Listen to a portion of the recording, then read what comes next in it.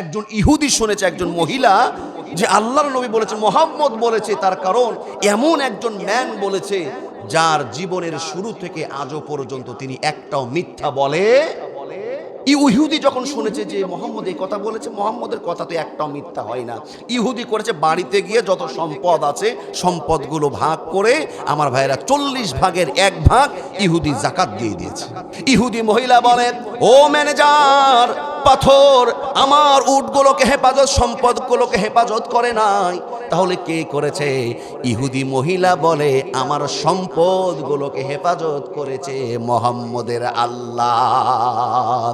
এই ইহুদি মহিলা এবার ডাক দেয়া বলে, হাই রে হাই, আমার মুহাম্মদের কথা মিথ্যা নয়, মুহাম্মদ যেটা বলেছে সেটাই সত্য। মুহাম্মদ তো আর একটাও কথা বলেছে, মুহাম্মদ বলেছে যারা ঈমান আনবে, মুসলমান হয়ে আল্লাহর জন্য মরবে, কাল কিয়ামতের দিন তারা জাহান্নামে নয় জান্নাতে যাবে। অতএব আমি মুহাম্মদের ওই কথাটাও বিশ্বাস করলাম, আর দেরি করব না, এই মুহূর্তেই আমি কালেমা পড়ে মুসলমান হয়ে গেলাম। বলি সুবহানাল্লাহ। যাকাত একটি অত্যন্ত গুরুত্বপূর্ণ, তাৎপর্যপূর্ণ আল্লাহর পক্ষ থেকে একটা হুকুম এবং আমাদের জন্য একটা ইবাদত, করণীয় আমল। এই যাকাতের গুরুত্ব তাৎপর্য সম্পর্কে আমরা আলোচনা শুরু করার চেষ্টা করব। ওমা তাওফীকি ইল্লা বিল্লাহ। সম্মানিত প্রিয় হাজিরিন, যাকাত এটি ইসলামী শরীয়তের তৃতীয় স্তম্ভ বা তৃতীয় রোকন। ইসলামের রোকন কয়টি? 5টি। ইসলামের স্তম্ভ বা রোকন হলো 5টি, যাকাত হলো 3 নম্বর রোকন। দেখেন, যাকাতের আগে আছে কয়টি? 2টি রোকন, পরেও 2টি। যাকাত আছে একেবারে মিডিল পর্যায়ে, মাঝখানে, যার কারণে এই যাকাতের গুরুত্ব তাৎপর্য বেড়ে গেছে অনেক বেশি। বলি সুবহানাল্লাহ। সম্মানিত হাজিরিন, এই যাকাত ইসলামের একটা অন্যতম একটি রোকন। কিন্তু দেখেন, নামাজ এটাও কিন্তু একটা কি অন্যতম একটা রোকন না? নামাজ এটাও গুরুত্বপূর্ণ আমরা হিসাবে আমল করি, কিন্তু অত্যন্ত দুঃখজনক হলেও সত্য, নামাজটাকে, রোজাটাকে আমরা যতটা গুরুত্বের সাথে আমল করি, আমি মনে করি 50% ইমানদার মুসলমান এই যাকাতকে নামাজের মতন গুরুত্ব দেয় না। কথা ঠিক না বেঠিক? এটাই বাস্তবতা। তো এই যাকাত এটা আরবি শব্দ। এই যাকাতের আবিধানিক অর্থ কি? আবিধানিক অর্থ হলো বৃদ্ধি পাওয়া, বর্ধিত হওয়া, কোন বস্তুকে পুত পবিত্র করা। সুবহানাল্লাহ। যাকাতের আবিধানিক অর্থ বৃদ্ধি পাওয়া, কোন বস্তুকে পুত পবিত্র করা।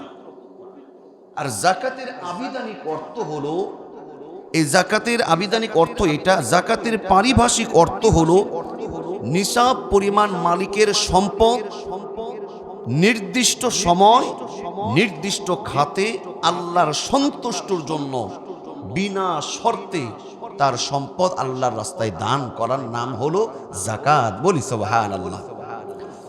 তাই তো আল্লাহ রাব্বুল আলামিন কুরআনুল কারীমের 32 জায়গায় যাকাতের কথা বলেছেন।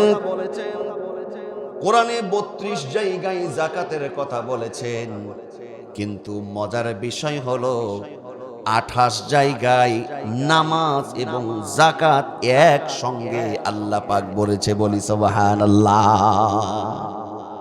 28 বার নামাজ এবং যাকাত একসঙ্গে বলেছে। ওয়া আকিমুস সালাহ ওয়া আতাউজ যাকাত। নামাজ কায়েম করো, যাকাত প্রদান করো। যাকাতের কথা 32 বার কোরআনে এসেছে, তার মধ্যে 28 বারই দেখেন শুধু যাকাতের কথা না, আল্লাহ পাক যেমন নামাজের কথা বলেছেন, যে শুধু নামাজ না, নামাজের সাথে তোমরা যাকাতটাকে গুরুত্ব প্রদান করো। আল্লাহু আকবার।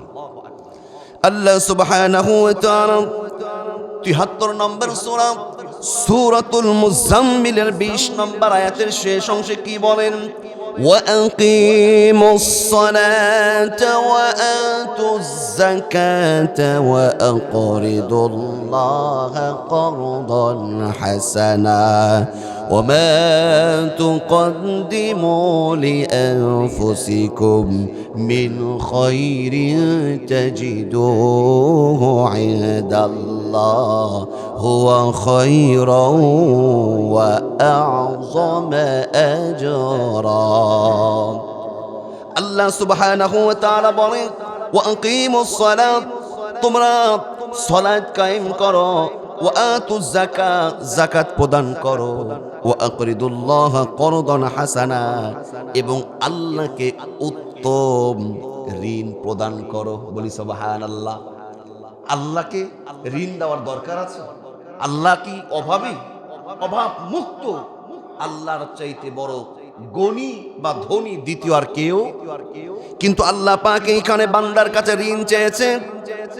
বান্দাকে ঋণ দিতে বলতে বলা হয়েছে আল্লাহর কল্যাণের জন্য নয়, বরং বান্দার কল্যাণের জন্যই। বলি সুবহানাল্লাহ। যত ভালো আমল, ভালো কাজগুলো তোমরা আল্লাহর কাছে পাঠাও, এটা উত্তম পুরস্কার হিসাবে, উত্তম প্রতিদান হিসাবে তোমরা আল্লাহর কাছে পেয়ে যাবে। বলি সুবহানাল্লাহ। সম্মানিত হাজিরিন, আমরা নামাজটাকে যতটা গুরুত্ব দিই, নামাজকে আপনি যেই পরিমাণে গুরুত্ব দেন, নামাজ আপনার কোনো সময় ছুটে গেলে নামাজি ব্যক্তি, অনেক নামাজি ব্যক্তি আছে কষ্ট পায়, পায় কি পায় না? নামাজকে এতটা গুরুত্ব দেয় যে নামাজ ছুটে গেলে খুব আফসোস লাগে। কোনো সময় বাজারে রাস্তাঘাটে গেলে দেরি হয়ে গেলে জামাতটা আমার ছুটে গেল, এক অস্থিরতা বিরাজ করে। নিঃসন্দেহে এটা মুমিনের আলামত। তবে যাকাতটা যে আপনার ছুটে যাচ্ছে, যাকাতটা আপনি সুন্দরভাবে হিসাব করে আপনি যাকাত দিচ্ছেন না, এই বিষয়ে অনেকেরই মাথা ব্যথা নাই। আপনি যেই পরিমাণের গুরুত্ব আপনি নামাজকে দেন, সেই গুরুত্বের 50% গুরুত্ব আপনি কিন্তু এই নামাজকে দেন, 50% সেই পরিমাণ গুরুত্ব কিন্তু আমরা যাকাতকে দিতে পারি না। ঠিক না ঠিক? কিন্তু নামাজের চাইতে যাকাতের গুরুত্ব কোনো অংশে কম নয়। সামনে শুনবেন আল্লাহ সুবহানাহু ওয়া তাআলা এই নামাজকে যেমন গুরুত্ব দিয়েছেন, বান্দাকে আল্লাহ ডাক দেয় বলে ওয়া আকিমুস সালাত ওয়া আতুজ যাকাত, তোমরা নামাজ কায়েম করো, যাকাত প্রদান করো, ওয়ারকাউ মা'আর রাকিঈন, এবং আল্লাহর সন্তুষ্টির জন্য রুকুকারীদের সঙ্গে রুকু করো। বলি সুবহানাল্লাহ। আল্লাহু আকবার, আল্লাহু আকবার। দরদির আমার, যাকাত আপনি প্রদান করলে যে কি লাভ, কিন্তু আমরা মনে করি, আমাদের দৃষ্টি থেকে আমরা মনে করি যে যাকাত তো হুজুর আসে না, বরং চলে যায়। 1 লাখ থেকে যদি আমি 2.5% দিই, দেখা যাচ্ছে 1 লক্ষ থেকে আমার 2,500 টাকা কমে গেল। শতকরা 2.5% যাকাতের যে সিস্টেমটা, আপনার 100 টাকায় 2.5 টাকা, 1000 টাকায় 1 লক্ষ টাকায় 2,500 টাকা। আপনি চিন্তা করেন যে হুজুর আমার 1 লাখ থেকে 2,500 টাকা চলে গেল, কিন্তু আসলে যাই না। অনেকে আফসোস করে বলে, আল্লাহ তুমি আমাকে কষ্ট করে আমাকে 1 লাখ টাকা দিলা, বা আমার যে নিসাব পরিবারের মালিক দিলা, এখান থেকে আবার তুমি দেওয়ার পরে, লক্ষ টাকা দেওয়ার পরে 2,500 টাকা নেওয়া তোমার লাভ কি? অনেকে মনে করছে আল্লাহ তোমার এলে কি হবে? কিন্তু আল্লাহ বলে, বান্দারে 2,500 টাকা তোমার কাছ থেকে আমি নিই না, শতকরা 2.5 টাকা যাকাত বের করতে হয়। এটা আমার জন্য নয়। ওরে বান্দারে, তোমার 1 লক্ষ থেকে 2,500 টাকা কমে গেল, মনে করো না যে কমে গেল। এই 2,500 টাকার বিনিময়ে যাকাত দেওয়ার কারণে তোমাকে আমি আল্লাহ বহু বহু গুণে আরো কোটি কোটি টাকার মালিক বানিয়ে দেব। বলি সুবহানাল্লাহ। এই জন্য আল্লাহ সুবহানাহু ওয়া তাআলা কুরআনুল কারীমের খেয়াল করুন, আমার আল্লাহ রাব্বুল আলামিন যাকাতের কথা, যাকাতের নির্দেশ দিয়েছেন। যারা রাষ্ট্র পরিচালনা করবে, যারা রাষ্ট্রের দায়িত্ব আসবে, তাদের উপরেও যাকাতের দায়িত্ব আছে না নাই? যারা রাষ্ট্র পরিচালনা করবে, যারা ইসলামী রাষ্ট্র পরিচালনা করতে চাইবে বা করবে, আল্লাহ ওই সমস্ত রাষ্ট্রনায়কদের জন্য নির্দেশনা দিয়েছেন যে তোমরাও যাকাত কি করবে? প্রদান করবে। কথাটা কার? কথাটা হলো আল্লাহ। আমাদের দেশে নতুন সরকার, ঠিক না ঠিক, নতুন সরকার কার্যক্রম শুরু হয়েছে, আলহামদুলিল্লাহ খুবই ভালোই লাগছে। অনেক কিছু দেখছি পরিবর্তন, বিগত দিনের চাইতে যে দলাদলি ভুলে গিয়ে আমাদের মধ্যে একটা সম্পর্ক তৈরি হচ্ছে, এক দল আরেক দলকে দাওয়াত দিচ্ছে, ভালো ভালো কিছু সিস্টেমগুলো, এইরকম একটা নির্দেশনা দেখলাম যে নামাজের বিষয়ে একটা নির্দেশনা আসতে পারে, এটা চূড়ান্ত নামাজটাকে বাধ্যতামূলক করা হোক। আমরা বলি আমিন। দরদের আমার, ইসলামী রাষ্ট্র পরিচালক যারা হবে, রাষ্ট্রনায়ক যারা হবে, তাদের উপরেও আল্লাহ রাব্বুল আলামিন চারটা কর্তব্য, চারটা দায়িত্ব দিয়েছেন। তারা চারটা কাজ বাস্তবায়ন করবে। কয়টা কাজ? জোরে বলুন, কয়টি? ইসলামী রাষ্ট্রনায়ক যারা হবে, আল্লাহ রাব্বুল আলামিন কোরআনুল কারীমে সূরাতুল হজ ৪১ নম্বর আয়াতটা খুলে দেখবেন, রাষ্ট্রনায়কদের জন্য আল্লাহ পাক আয়াতটা করেছেন।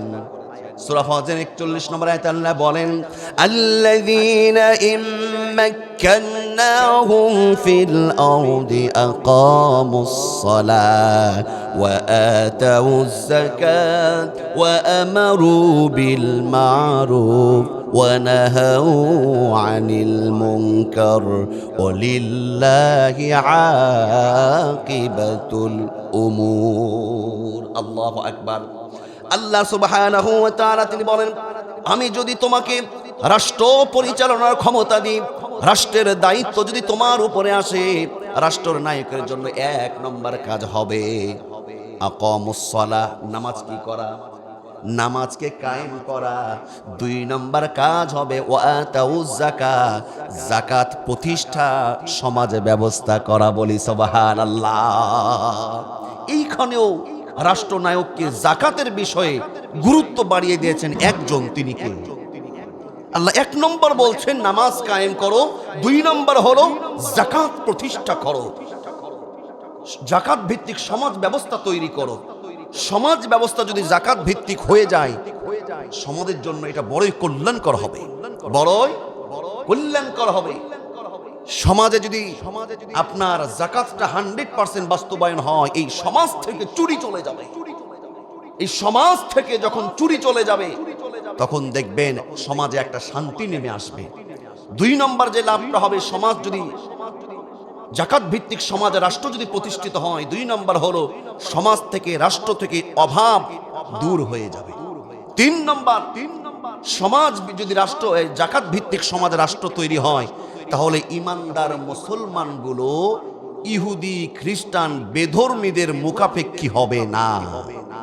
আরো সহজ করে বল, আপনারা বিচক্ষণশীল জ্ঞানী মানুষ, আপনারা জানেন আমার দেশেও, এই বাংলাদেশেও খ্রিস্টানদের, ইহুদিদের অসংখ্য দালাল এজেন্ট সেজে আমাদের অসহায়ত্বের দুর্বলতা সুযোগ নিয়ে অসংখ্য খ্রিস্টান বেধর্মীরা তারা বিভিন্ন সংস্থার মাধ্যমে এই গরিব মুসলমানদেরকে কনভার্ট করে, সুবিধা দেয়, এই দেয় সেই দেয়, যে তাদের মনটাকে জয় করার চেষ্টা করে। ঠিক না ব্যাঠি? সমাজ, যাকাত ভিত্তিক সমাজ যদি প্রতিষ্ঠিত হয়, আমার ইমানদার মুসলমানরা অভাবী মুসলমান অভাবী থাকবে না, কোনো বেধর্মীদের কাছে মুখাপেক্ষী হবে না, মুসলমান স্বয়ং নিজে স্বয়ং সম্পূর্ণভাবে সে চলতে পারবে। কথা ঠিক না ব্যাঠি? দরদির আমার, রাষ্ট্রনায়কদের জন্য এই 4টা কাজ করা, সমাজে এই 4টা জিনিস বাস্তবায়ন করা, আসলে বলুন তো সহজ না কঠিন? সহজ না কঠিন? অনেক কঠিন। সহজ না কঠিন? অনেক কঠিন। নামাজ কায়েম করা, নামাজ কায়েম করা, আপনি করতে যাবেন, বাধা আসবে। ঠিক না ব্যাঠি? নামাজ কায়েম করতে যাবেন, আপনার সাথেই নামাজ পড়ে, মুসলমান আপনার সাথে হজ করেছে, আপনার সাথে ইফতারি করে, আপনার সাথে একসঙ্গে অফিস করে, ইমানদার মুসলমান দাঁড়িয়ে আছে, পাঞ্জাবি আছে, কিন্তু যখন নামাজ কায়েম কথা বলবেন, ওই দেখবেন পিছন থেকে বিরোধিতা করবে। আছে না নাই? নামাজ কায়েম করা, যাকাত প্রতিষ্ঠা করা অত সহজ নয়। তারপরে 3 নম্বর হলো রাষ্ট্রনায়কের জন্য কাজ হলো, 3 নম্বর যে কাজটা করতে হবে, ওয়া আমারু বিল মারুফ, ভালো কাজের আদেশ করবে, ওয়া নাহাউ আনিল মুনকার। 4 নম্বর, 3 নম্বর হলো ভালো কাজের আদেশ করবে, ওয়া নাহাউ আনিল মুনকার, আর 4 নম্বর হলো মন্দ কাজের নিষেধ করবে, বাধা প্রদান করবে। এই চারটা কাজ রাষ্ট্রনায়কদের জন্য। আমি আবারও বলছি, 1 নম্বর নামাজ কায়েম করা, যাকাত প্রতিষ্ঠা করা, 3 নম্বর হলো ভালো কাজের আদেশ দেওয়া। আচ্ছা, ভালো কাজের আদেশ করতে গেলে বিপদ আছে না নাই? বিপদ নাই, মুসিবত আছে। আপনি তারপর খারাপ কাজে বাধা দিতে যাবেন, বিপদ আছে না? যারাই ভালো কাজের আদেশ দেয় তারাই প্রশ্নের সম্মুখীন হয়। দেখেন, যেমন আমি ছোট মানুষ, আপনাদের সামনে এখানে শত শত মানুষ, অনেক সময় সত্য কথা মিথ্যা কথা পার্থক্য করে কথা বলি। দেখা যাচ্ছে অসংখ্য মানুষের কাছে আমি যতটা খারাপ, আপনারা অনেকে কিন্তু ততটা খারাপ না।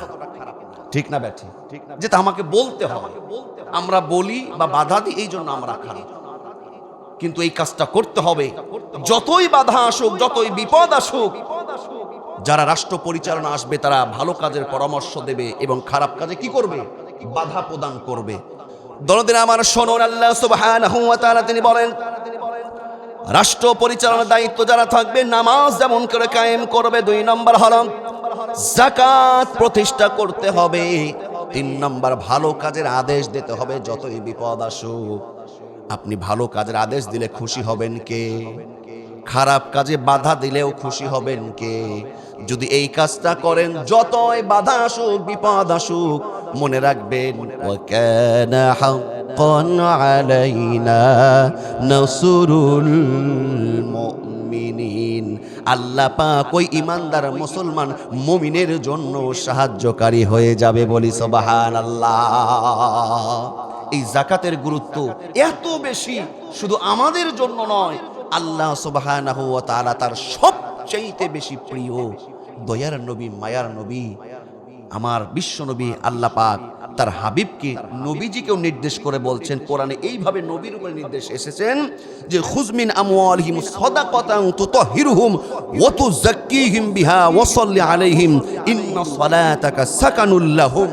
ও হাবিব, আপনি সমাজের ধনী মানুষদের থেকে যাকাত উত্তোলন করুন। যাকাত উত্তোলন করে হত দরিদ্র, গরিব, মিসকিন, বঞ্চিত মানুষদের মাঝে আপনি যাকাতটাকে বন্টন করে দেন, বলি সুবহানাল্লাহ। আল্লাহ রাব্বুল আলামিন যখন হাবিবের উপরে, বিশ্ব নবীর উপরে এই নির্দেশটা প্রদান করলেন, আল্লাহর নবী সেই নির্দেশটাকে ফলো করলেন এবং তৎকালীন সমাজ থেকে, ধনীদের কাছ থেকে যাকাত উত্তোলন করে গরিবদের কাছে, অসহায়দের কাছে আমার দয়ার নবী যাকাতগুলো পৌঁছিয়ে দিয়েছেন। কিছুদিনের মধ্যেই দেখা যায় যে সমাজের অবস্থা এমন হয়ে গেছে যে যাকাত আছে, কিন্তু যাকাত যে নেবে এই রকম কোনো ম্যান নাই। সুবহানাল্লাহ বলেন। কিন্তু সে আরব দেশের 2 দিন, 3 দিন, 4 দিন, 5 দিন পর্যন্ত অনেক পরিবার অনাহারে না খেয়ে জীবনযাপন করেছে। যাকাত ভিত্তিক সমাজ ব্যবস্থা গড়ে ওঠার কারণে মুহূর্তের মধ্যে সমাজ থেকে সমস্ত অভাবী দূর হয়ে গেছে, বলে আল্লাহু আকবার।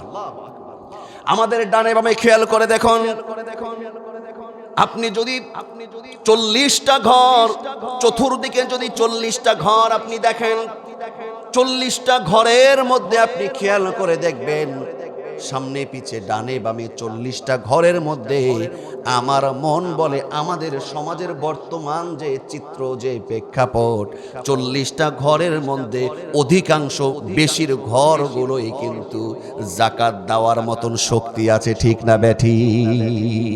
গোটা রাষ্ট্র চিন্তা বাদ দেন, আপনার আশেপাশে যে চারদিকে 10টা 40টা ঘর, এই 40টা ঘরের মধ্যে আমার তো মন বলে 30 জনের উপরে যাকাত খরচ। তো আপনারা এই 30 জন মিলে, আমরা এই 30 জন মিলে যদি ওই 10 জনকে অভাব দূর করি, আমার তো মনে বলে 1 বছর লাগবে। ঠিক না ব্যাটা? রাষ্ট্রটা এইভাবে উন্নত হবে। কিন্তু যারা মনে করে হুজুর যাকাত দিলে তো কমে যায়, যাকাত দিলে কমে না, মাসালুল লাযিনা ইত্তাখাযু মিন দুনিল্লাহ, যাকাত দিলে কখনো কমে না, যাকাত দিলে কখনো কমে না। যাকাত হলো আল্লাহর রাস্তায় দান করা। ইয়ামহাকুল্লাহুর রিবা ওয়া ইউরবিস সাদাকাত।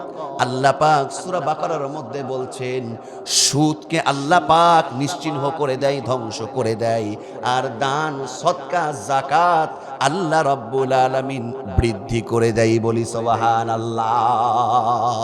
আল্লাহু আকবার। আপনার দৃষ্টিতে কিছু টাকা চলে যাচ্ছে, আসলে যাচ্ছে না, বরং আপনি আল্লাহকে দিচ্ছেন, বিনিময়ে আরো অনেক গুণে বাড়িয়ে দিবেন। একজন তিনি কে? দরদির আমার, জাকাত আদায় করলে আপনার আমার লাভ কি? লাভ আছে না নাই? লাভ না লস? কেমন লাভ শুনো জাকাত আদায় করলে? কয়েকটা আমি শুধু পয়েন্টগুলো বলছি। জাকাত আদায় করলে আপনার আমার জন্য লাভ হলো, জাকাত আদায় করলে আপনার মাল সম্পদটা পবিত্র হয়ে যায়। জাকাত, আপনি যে জাকাত আদায় করলেন, ওই সম্পদ দিয়ে আপনার সন্তান স্ত্রীদের জন্য যে খাবারের ব্যবস্থা করবেন, সেই রিজিক ওই সম্পদ থেকে, জাকাত দাতার সম্পদ থেকে যখন আপনার সন্তানরা স্ত্রীরা খাবার খাবে, সেই খাবার খাওয়ার জন্য আল্লাহ রাব্বুল আলামিন আপনার সন্তানদেরকে মুত্তাকি পরেজগার বানিয়ে দেবে। 3 নম্বর, যে ব্যক্তি জাকাত আদায় করে সেই ব্যক্তির সমস্ত আমলগুলো আল্লাহর কাছে কবুল হয়ে যাবে। 4 নম্বর, আপনার সম্পদ, আপনার ধন দৌলত যত সম্পদ আছে, কেউ যদি জাকাত আদায় করে আপনার সম্পদগুলো আল্লাহর জিম্মায় চলে যায়। আপনার সম্পদ আগুনে পোড়াতে পারবে না, আপনার সম্পদ পানিতে ডুববে না, আপনার সম্পদ কোনো চাঁদাবাজি খেতে পারবে না, আপনার সম্পদ থানা পুলিশে কিনতে পারবে না, আপনার সম্পদ কেউ লুণ্ঠন করতে পারবে না। জাকাত দাতার সম্পদের হেফাজতের দায়িত্ব কে নেয়? কে নেয়? অন্যথায় দেখবেন জাকাত দেয় না, তার টাকা কোর্টে খায়, চাঁদাবাজিরা খায়, তার টাকা হাসপাতালে খায়, তার টাকা ডায়াবেটিসে খায়, তার টাকা ক্যান্সারে খায়, ফকির হয়ে যায়। ঠিক না বেটা? আল্লাহর নবী, বিশ্ব নবী মুহাম্মদুর রাসূলুল্লাহ সাল্লাল্লাহু আলাইহি ওয়াসাল্লাম মুসলমান ইমানদারদের সামনে যাকাত আদায় করলে লাভ কি এই রকম ভাবে উপকারগুলো বলছিলেন। আল্লাহর নবী বলছেন যাকাত আদায় করলে এই লাভ। দরদির আমার নবী বললেন যাকাত দাতার সম্পদগুলো, মালগুলো হেফাজতের দায়িত্ব কে নেয়? আল্লাহ পাক নিজ হাতে নিয়ে নেয়। এই কথা দূর থেকে একজন ইহুদি এক নারী শুনেছে। এক ইহুদি, অবিশ্বাসী একজন ইহুদি শুনেছে, একজন মহিলা, যে আল্লাহর নবী বলেছে, মুহাম্মদ বলেছে, তার কারণ এমন একজন ম্যান বলেছে যার জীবনের শুরু থেকে আজও পর্যন্ত তিনি একটাও মিথ্যা বলে। ইহুদি যখন শুনেছে যে মুহাম্মদ এই কথা বলেছে, মুহাম্মদের কথা তো একটাও মিথ্যা হয় না, ইহুদি করেছে বাড়িতে গিয়ে যত সম্পদ আছে সম্পদগুলো ভাগ করে, আমার ভাইরা 40 ভাগের 1 ভাগ ইহুদি জাকাত দিয়ে দিয়েছে। সুবহানাল্লাহ বলেন। তার সাথীরা বলছে, তুমি জাকাত দিচ্ছ কেন? তুমি মুসলমান নাকি? তুমি জাকাত দিচ্ছ কেন? জাকাত দিতে বললো কে? বলছে জাকাত দিতে বলেছে মুহাম্মদ, যে কখনো মিথ্যা বলে না। আমার সম্পদ নাকি যে আল্লাহর হেফাজতে যাবে, দেখি তো হেফাজতে যায়। এই বিশ্বাসে জাকাত দিয়েছে। কিছুদিন পরেই সিরিয়ার উদ্দেশ্যে ব্যবসার একটা কাফেলা রওনা দিয়েছে। ওই ব্যবসা কাফেলার মধ্যে দরদির আমার এই মহিলারও 100 উট আছে। ব্যবসার জন্য 100 উট নিয়ে রওনা দিয়েছে সিরিয়ার উদ্দেশ্যে। ব্যবসা শেষ করে আবার ফেরার পথে মদিনার দিকে আসছিল। ফেরার পথে আমার ভাইরা ওই ব্যবসার কাফেলা ডাকাতের হাতে পড়েছে। যখন সেই কাফেলা ডাকাতের হাতে পড়েছে, খবরটা গোটা মদিনায় ছড়িয়ে পড়েছে। ইহুদি মহিলা, এই ইহুদি মহিলা যাকাত দিয়েছিল, সে চিন্তা করছে মুহাম্মদ বলেছিল আমার সম্পদ নাকি আল্লাহ হেফাজত করবে। আমার সম্পদ যদি আজকে হেফাজত না হয়, মুহাম্মদের গলা ধরে আমার সম্পদগুলো আমি আদায় করে নেব। নাউজুবিল্লাহ। দরদির আমার ডাকাতের কবলে পড়ে, ডাকাতি হয়। বড় বড় বিজনেসম্যান গুলো নিঃস্ব হয়ে সমস্ত মাল পণ্যগুলো বিলিয়ে দিয়ে খালি হাতে ফিরে আসে। কিন্তু দেখে ওই মহিলার উট আসে না।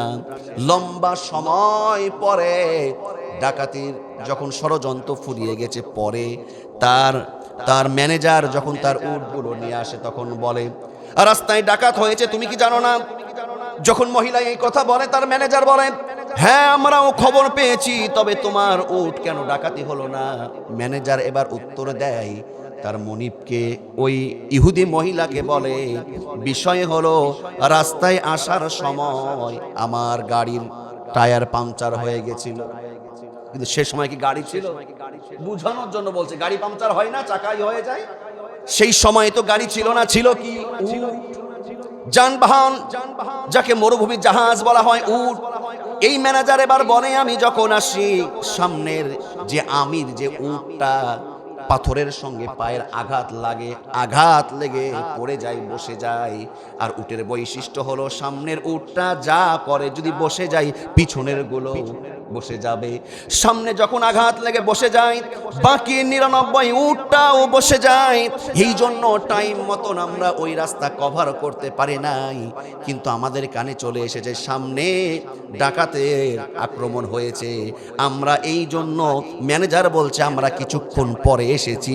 ওই যে উটের পায়ে পাথরের আঘাত লেগে পাথর আপনার সম্পদগুলোকে বাঁচিয়েছে। ইহুদি মহিলা বলে, ও ম্যানেজার, পাথর আমার উটগুলোকে হেফাজত, সম্পদগুলোকে হেফাজত করে নাই, তাহলে কে করেছে? ইহুদি মহিলা বলে, আমার সম্পদগুলোকে হেফাজত করেছে মুহাম্মদের আল্লাহ। এই ইহুদি মহিলা এবার ডাক দেয়া বলে, হাই রে হাই, আমার মুহাম্মদের কথা মিথ্যা নয়, মুহাম্মদ যেটা বলেছে সেটাই সত্য। মুহাম্মদ তো আরেকটাও কথা বলেছে। মুহাম্মদ বলেছে যারা ঈমান আনবে, মুসলমান হয়ে আল্লাহর জন্য মরবে, কাল কিয়ামতের দিন তারা জাহান্নামে নয় জান্নাতে যাবে। অতএব আমি মুহাম্মদের ওই কথাটাও বিশ্বাস করলাম, আর দেরি করব না, এই মুহূর্তেই আমি কালেমা পড়ে মুসলমান হয়ে গেলাম। বলি সুবহানাল্লাহ, আল্লাহু আকবার। বড় উপকার হলো, আপনার সম্পদ হেফাজত করবেন একজন, তিনি কে? তিনি হলেন আল্লাহ। দরদির আমার, তাহলে এই সম্পদগুলো আমাদেরকে হেফাজত করার জন্য আমরা 100% ভাবে পুঙ্খানুরূপে আমরা যাকাত দেব। কার সন্তুষ্টর জন্য? আল্লাহর সন্তুষ্টর জন্য।